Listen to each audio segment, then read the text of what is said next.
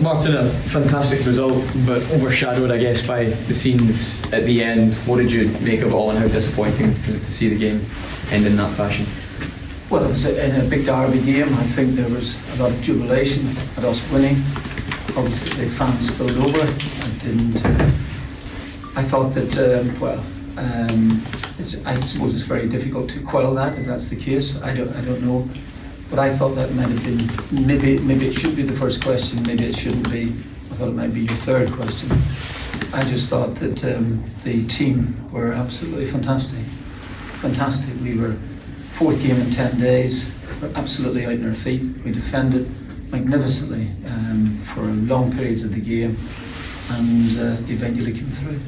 Just from a Celtic point of view, can I check all of your players and staff are all safe, all okay, everyone made it back? I think as we were making our way back, I think there was some sort of fracas. Somebody tried to get on the field, and I think I don't know. All I saw was there was a bit of a scrum down at the bottom. And as you say, you know, it's maybe it does taint proceedings, but I think that. I think there's an element of self-protection in that one, you know. So if that's the case, please, I'm making judgments here on things that I only half saw. So, but from my viewpoint, it was a great win for us. We were under pressure during the course of the game, as you would expect. Rangers are very strong. We've had the full week to go at it. We've had to travel to Aberdeen, our fourth away game in 10 days. It was a fantastic effort by the players, really, really fantastic. Well, does it greatly upset you that those scenes are going to overshadow total? I think that would be a worry for me. I've been from a distance. I've been saying that the fixture itself is, although still a phenomenal fixture. There is no question about that. There had lost a bit of its lustre because the away fans. The full complement of away fans weren't allowed in, so and I have no idea what might happen. So, from that viewpoint, yes, because I think that I think today with the crowd, with our crowd there in, I thought it was really, to me, it was a proper old firm game in that sense. And but we'll see what develops. Just on the allocation, Martin, you've mentioned in previous statements that you wanted to see this sort of allocation. Is there a worry that what happened today might mean that that's dead? That's not for me to make a judgment. Certainly now, only about 20 minutes after the game is over, so I don't know that there. If it is, if that's the case, that's a concern. Was there anything happened at the other end then? No, did anybody come onto the field at the other end? At Rangers end? Yeah. Did the two fans, the collection of fans, didn't get together? Did they? I think there was some police in between. I think there was police in between. Small.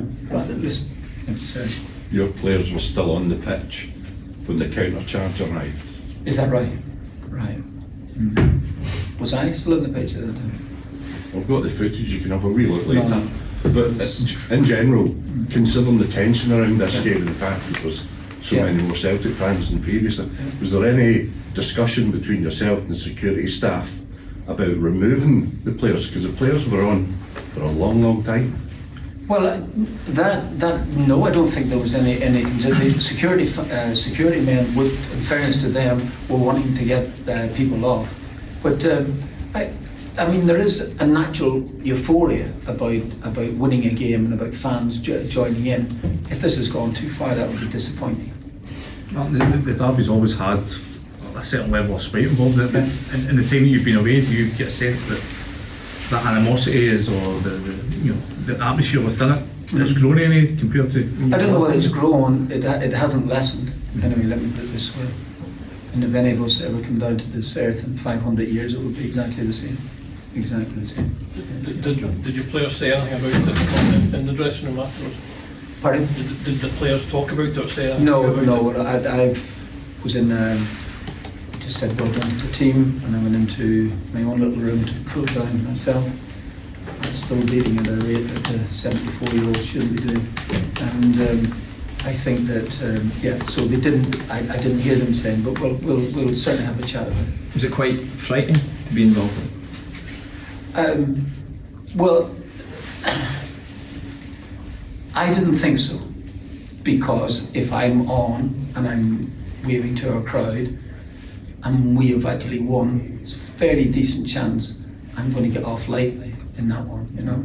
If we had lost, I don't think I would have been, I think I might have been the first one down the tunnel, you know. So I'm not trying to play lightly of it, but it's, you know, there is an excessive celebration if that's the case, and I would need to see the whole thing again. Just on the football itself, Martin, obviously the penalties taken at the Rangers end, but your players certainly held their nerve, 5 conversions. Yeah, 4 conversions in it, wasn't it? Sorry. Yeah, sorry, 4. Yeah, yeah, they did. I must admit that they took them brilliantly. They were obviously under a lot of pressure to do it, and so to step up and take that kick, to take that walk for a start, as I said, that you can't really do it. You can take penalties, which we did, but you can't really. What shall I say? You just don't know what it's like until you step up and take the penalties, and it was pleasing to see how well they did it.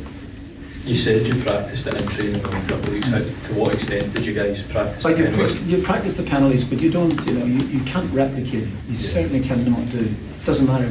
And you know, after Rio last Sunday taking the penalties, once I saw that Rio was down as one of the 5 penalty takers, you know, might have been a bit concerned. It didn't take him 3 attempts to put it in, and he wanted to take the penalty. And the most important thing I think about these things is that the 5 of them wanted to take the penalties. That's great. Just looking at it. Martin, you've been in charge of a few of these games in your time. Can you remember as good as Celtic defensive display? It's really strong. I mean, I know I've said this here, and I don't want to delve into the past, but I've come here with really strong defence before. I wouldn't. The number of blocks that we got on, the number of last-ditch challenges that we made in the game, just to stay in the tie, was really amazing. The fact you did it without Callum, without Keelan, you know. I think that shouldn't be overlooked. Very frankly, Callum. He was. I think I said this, that there was a feeling at Aberdeen. I think he had I need to check. I think the medical team were saying something like this here last year. Maybe come back and maybe missed a few games or something like that there. So the best thing to do was just to take him out of it. Kieran was just certainly not right to start in the game. Might have been able to have come on, I think, but I thought, well, who knows what might happen during the course of it. He might have been forced to go on after 5 minutes in the match, and then he wouldn't have lasted.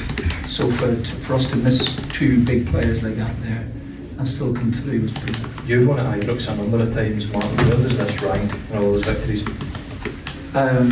Yeah, I think any victory at Ibrox is big news for us, you know. So from that viewpoint, it was great to win, and we're into the semi-final of the cup. Still a million miles to go, both that and in the league, but that should give the players an enormous boost. You mentioned that the periods that come through us. I mean, 4 big away games, 3 wins and a draw in the 4 games. How much does this set you up for the rest of the campaign in the league and the cup? It's a good point you mentioned. I genuinely do not know. You know, honestly, I don't know.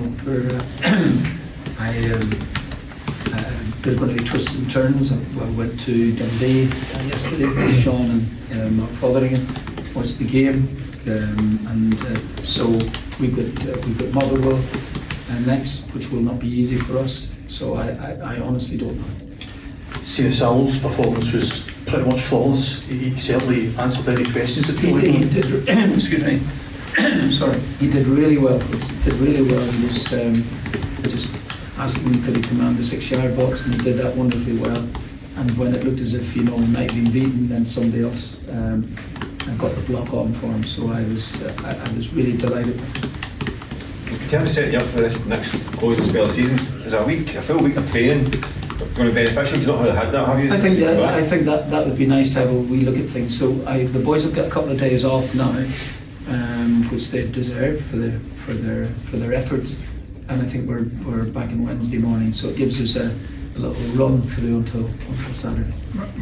Leaving Scales in at left back today, he's played that before, but not maybe as much as for Celtic. What was the thinking behind that? Because Sriracha was available as well. Yes, Sriracha was available, but we thought we'll start with Scales at left back. And the very natural concern is from set pieces, things like that. Their Scales, he has played left back and done it admirably, but it was really for that there we just needed a little bit more height for the set pieces, and it turned out that that's exactly what was needed.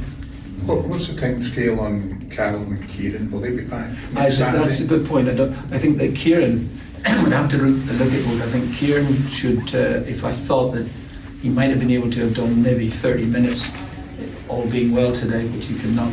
So I'm hoping that he will be back for next week. Callum, we would just have to have a look. But before the game, when the two of them drop out, it's a major loss. So for the players to compensate for that there was brilliant. Okay, thank you. Thank you very much.